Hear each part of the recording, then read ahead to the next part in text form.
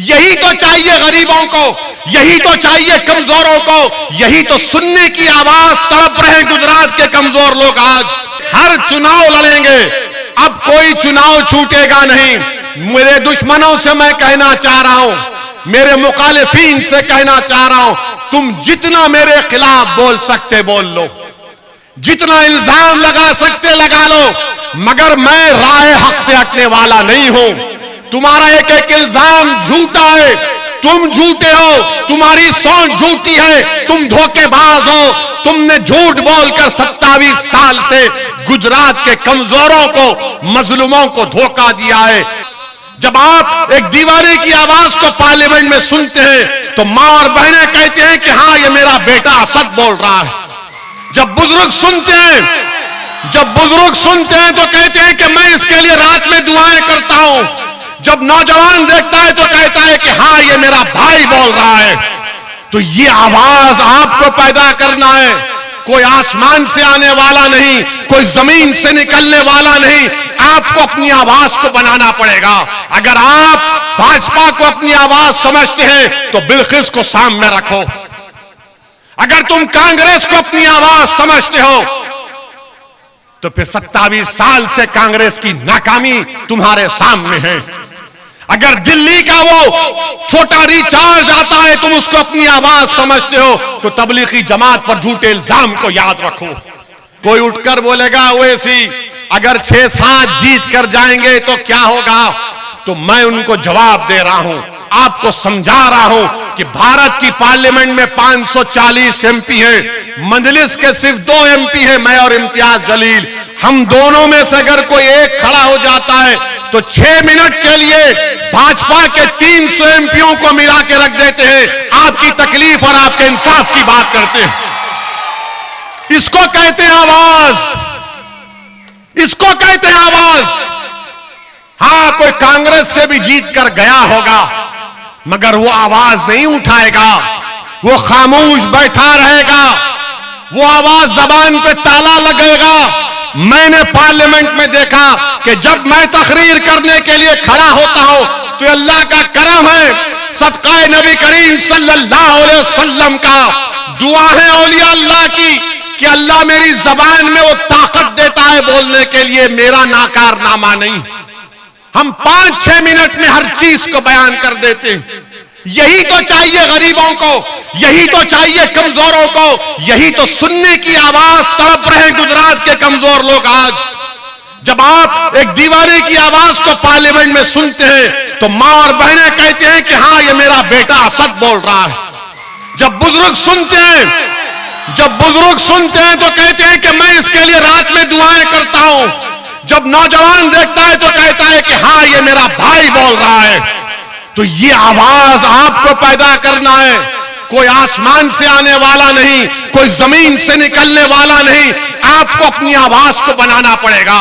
अगर आप भाजपा को अपनी आवाज समझते हैं तो बिल्किस को सामने रखो।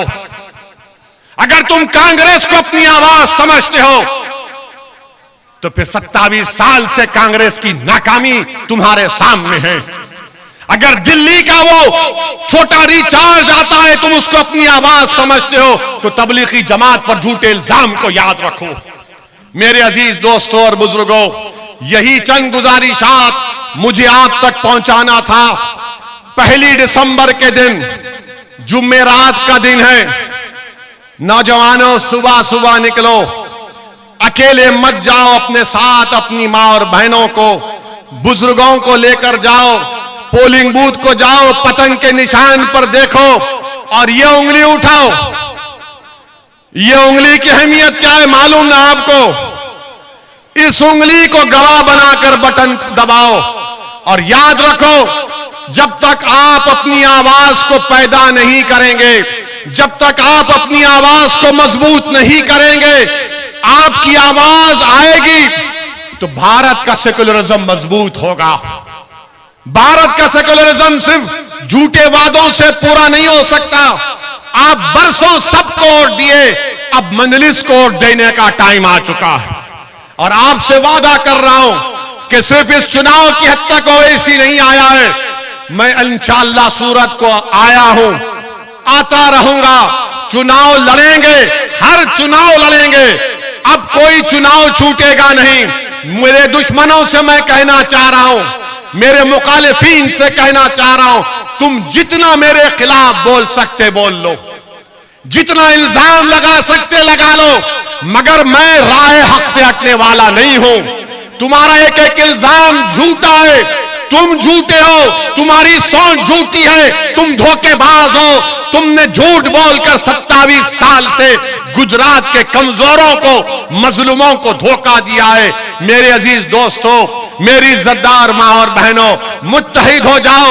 मैं हमारे दलित भाइयों से कह रहा हूं, आदिवासी भाइयों से कह रहा हूं, हमारे हिंदू भाइयों से कह रहा हूं कि आपने देख लिया कि क्या हो रहा है गुजरात में। आज आपको मिलकर मजलिस को कामयाब करना है। तो 1 तारीख के दिन सूरत के आसमानों पर क्या नजर आएगा? सूरत के आसमानों पर पतंग पतंग पतंग नजर आएगी। और कैसा पतंग खींचेंगे आप और हम मिलकर, डाल के सबको। तो आपकी जिम्मेदारी है मेरे भाइयों और बहनों कि आप हमारी बात को, जो यहां नहीं आ सके, उन तक पहुंचाइए। आपका बेहद शुक्रिया। मैं आपकी मोहब्बत को सलाम करता हूं, मैं आपकी मोहब्बत का मखरूज हूं। मेरे पास अल्लाह ने एक ही जिंदगी दी, मगर इंशाअल्लाह ताला एक एक लम्हा मैं आपके लिए काम करता है और काम करता रहूंगा। बहुत बहुत शुक्रिया। अस्सलाम वालेकुम व रहमतुल्लाहि व बरकातहू।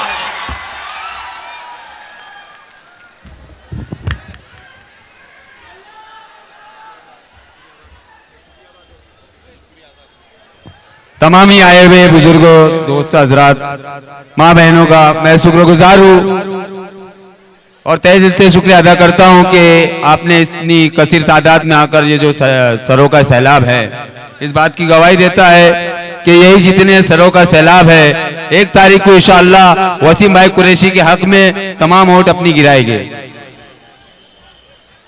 ऑल इंडिया मजलिस इत्तेहादुल मुस्लिमीन सूरत शहर की जानिब से तमाम मेहमान, हमारे उत्तर प्रदेश से आए हुए मेहमान, महाराष्ट्र से आए हुए मेहमान और हमारे सूरत शहर के तमाम ओहदेदारान, तमाम जिम्मेदारान और तमाम अवाम का तहे दिल से शुक्रिया अदा करते हैं।